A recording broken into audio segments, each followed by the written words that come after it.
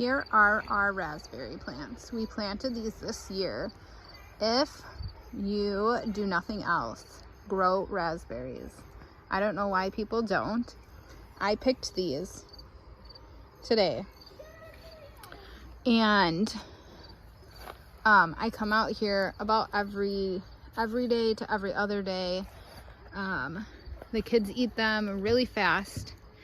And we just planted these plants this year. So we have gotten 2 yields off of them for this year. And the second one obviously has been much bigger because these are 1-year-old plants. They are like as tall as I am. And the other raspberries are golden raspberries.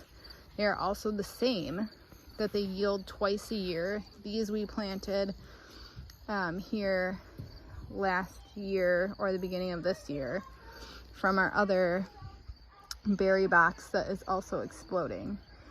And you get them summer and fall. So berries are one of the most expensive things you can buy in a grocery store.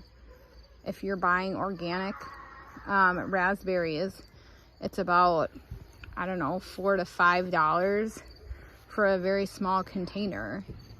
So that's quite a few containers in this basket.